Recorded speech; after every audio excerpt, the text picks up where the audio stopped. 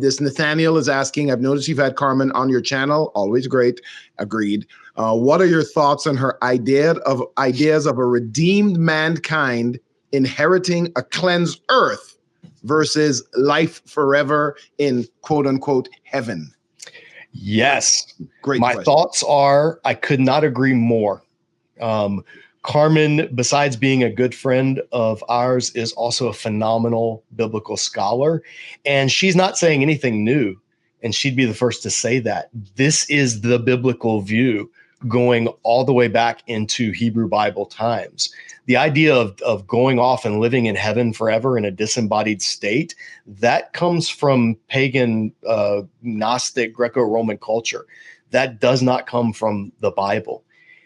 Scripture's view was always God created a good world. Now that good world went wrong and got defaced, but God's not going to scrap it and just beam us up to heaven forever. No, he's going to restore and cleanse and purify. And Revelation ends with a vision, not of people going up to the New Jerusalem, but the New Jerusalem coming down to a renewed, cleansed humanity. So I think it's thoroughly biblical. If you want to know more, if you want a good popular level presentation of it, see N.T. Wright's book called Surprised by Hope. I think that does the best job of walking people through it. One book that comes close that I won't fully recommend, but it does point in the right direction, would be Randy Alcorn's book called Heaven. And the reason is because while I do think he over literalizes a number of places in scripture, the value of the book is he gets people to see heaven as not somewhere else, but as a renewed creation, a very tangible thing. And so I think that's the value of the book, but I think Wright does a better job, and isn't quite as, I would point people to Wright first, but yes, could not agree. No disembodied spirits going off to sit on clouds and strum harps forever.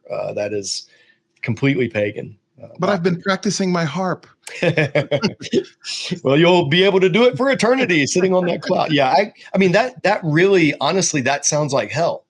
I mean, not even being funny, like that sounds like hell, sitting somewhere disembodied on a cloud, playing a harp, even just singing forever. I mean, all these, it's people take an image and then they just try to extrapolate that into this whole view that even when it's in scripture, it's an image that's not necessarily of heaven.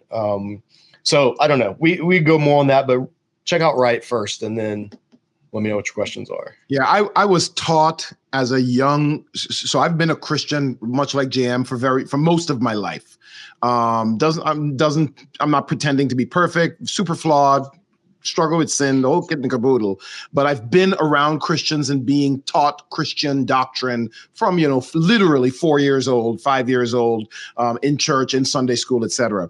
And I was taught, like, actively well into adulthood that heaven is going to be us, exactly what you just said, sitting there singing, worshiping God in a worship service, like in a song service for eternity.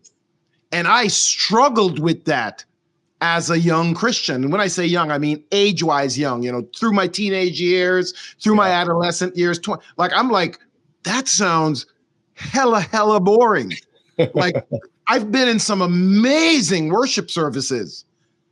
After 30 minutes, 40 minutes, an hour, 2 hours, I'm ready to do something else. Like, yes, the presence of God is amazing, but I always struggled with the notion that we're not going to have any tasks. We're not going to have to do anything. The only thing we got to do is sing and say how great thou art, which absolutely God is great, but I always felt like there was more to it. So like you, JM, I wildly and enthusiastically agree that in the Bible, what it's actually talking about very clearly is new earth, that, if it has to come down or whatever, but God created a good earth. It was corrupted. It's going to get cleaned. And we're going to start kind of afresh with what the initial intent was. Really, really good stuff. Yeah. New creation, new earth, with the caveat. Let me put a caveat there this is based off C.S. Lewis and his essay on extraterrestrials during the space age that he wrote.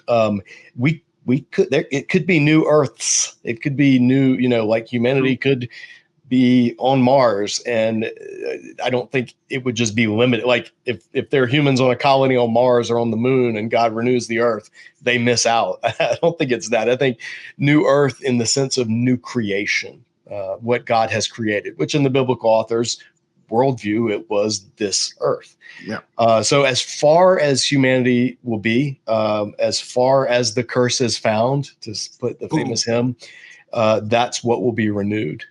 And yeah, I think that's way more interesting and exciting and biblical than the clouds and harps thing.